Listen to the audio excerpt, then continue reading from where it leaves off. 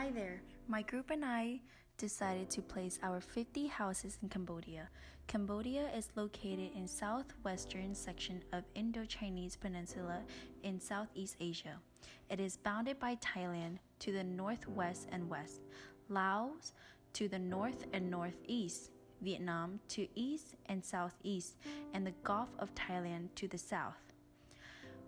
These people do not have a stable income, and if they do, it isn't enough to afford a house without assistance.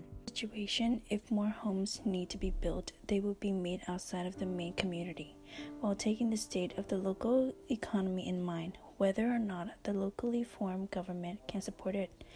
Family earning more money, like with any places, the closer the home to the main city, the more expensive homes become.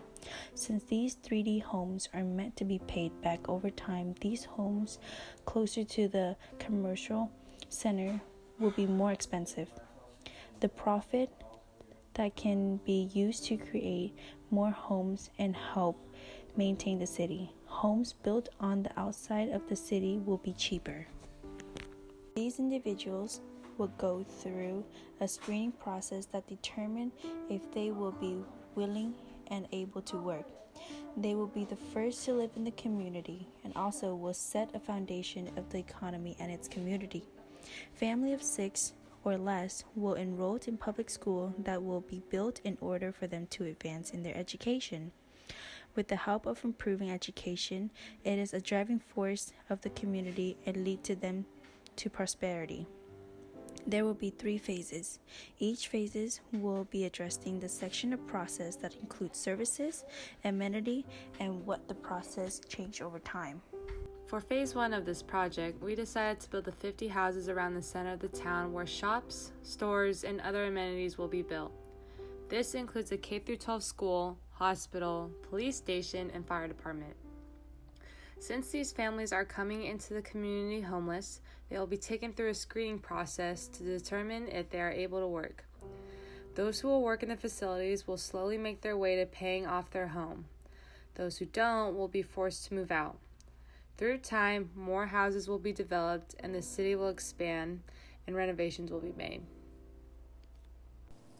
For phase 2, we decided to start off small since money is going to be tight and we want to help this community grow in the future. We decided to start off with 5 main amenities such as farm fields, hospitals, police, fire departments, schools, and a city hall. Of course, we don't want to set any unrealistic expectations, so each amenity isn't going to necessarily have a big fancy building. The farm and farm fields will be our main source of money, and rather than invest in a grocery store, farmers will plant and grow crops and produce vegetables, fruits, and other things along those lines that can be used as food.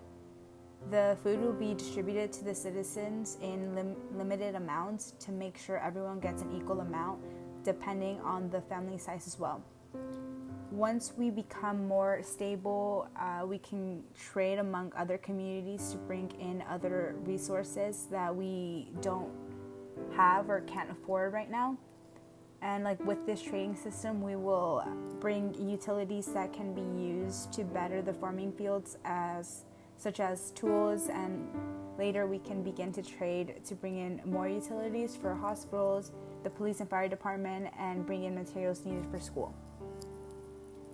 The hospitals will again not look like the typical fancy hospitals we see in our daily lives. It'll be small and cramped, but it will produce resources like medicines, first aid kits, vaccines, and we will slowly build our way into high quality utilities.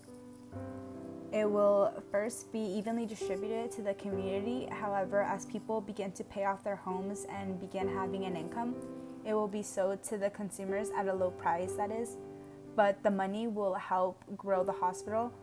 And for now, we will just settle with whatever we can gain from the training system and what resources other communities can provide us with. As for the police and fire department, It will first begin small, somewhat of a community patrol to keep people safe. We will begin with homemade weaponry, and as we begin to make money and as we stabilize our trading system that will bring in weaponry as well, we will be able to have an actual form of protection. The volunteers will be chosen based on a physical test. Those who are healthy and strong enough to protect the community will be allowed into our community patrol. And those who don't fit like our criteria will just be in the farming fields and contribute in other ways. In this case, schools will be easier to start off with. It does not necessarily have to take place in an actual building at first. It can take place inside one of the many houses or even someone's backyard. Since this community needs to grow, children will learn how to contribute to the community and learn life lessons such as farming and growing crops. They will learn how they too can help protect the community and how to deal with any wounds and basically survival skills. As soon as we have enough funds for textbooks, we will be able to grow our school and teach kids and adults the basic mathematics, reading and writing curriculums. And lastly, in order to maintain order and prevent our community from becoming a free-for-all, we will establish some sort of government.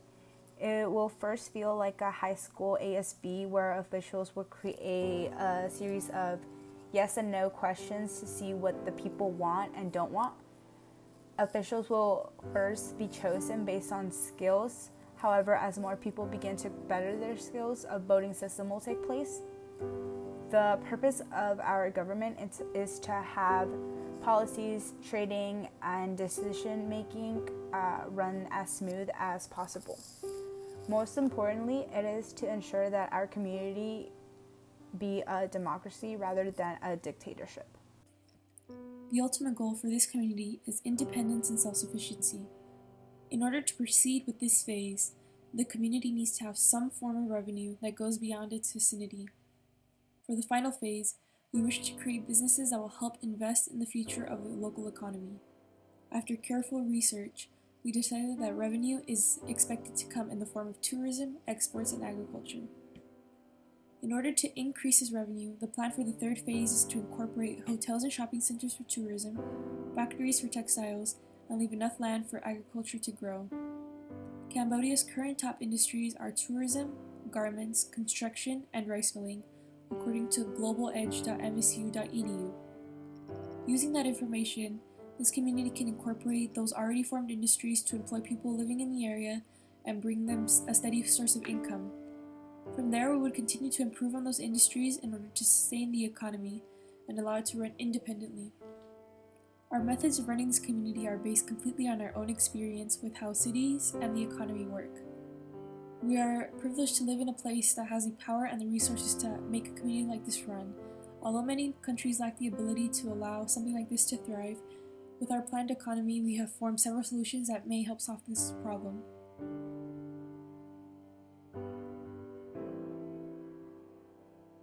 The first possible solution is turning the community into a tourist spot. This would allow outsiders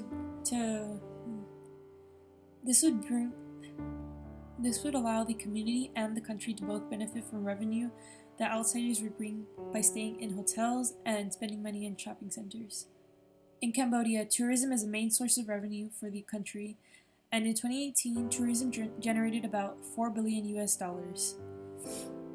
Another possible solution is taking advantage of Cambodia's main exports. This community can incorporate to that and export goods that will generate revenue and create jobs for those living in the area. According to atlas.media.mit.edu, Cambodia exported about $15.8 billion, with the top export being knit clothing and footwear. Another solution may be turning to agriculture to help the community thrive. According to worldbank.org, 4 million people were lifted out of poverty due to positive developments in the Cambodian agriculture sector over the last decade. Agriculture is not only necessary for survival, but it can be used in the community as a source of income for individuals and the area as a whole. With the ability to sustain the majority of those living in the area, the selection process for 3D housing will allow people that aren't as independent even with assistance. Oftentimes, people become homeless due to their inability to work, and just like here in the United States, we will provide housing for those who cannot provide for themselves. By this phase, the majority of the community is expected to already be living in 3D homes and earning a steady income. There will then be a budget that would allow for the creation of more affordable homes and homes that are paid entirely on the assistance from the local community. In conclusion, for our 3D housing community, we decided on 3 different phases to provide necessary changes. Phase 1 brings the community to a start with volunteers to help build a foundation for the small but growing community. This phase includes the basics to build the community. Phase 2 begins to expand by building additional homes and more people potentially joining, with new services and amenities that are added. Phase 3 is the most advanced stage of this community, with businesses being added to bring more revenue. The local city was purposely built in the middle with housing surrounding that area, as it will allow for the community to continue its expansion and potentially even building another city.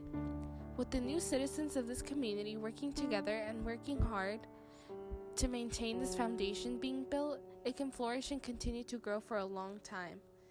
The community will work together to increase the various industries being built in order to maintain a growing and independent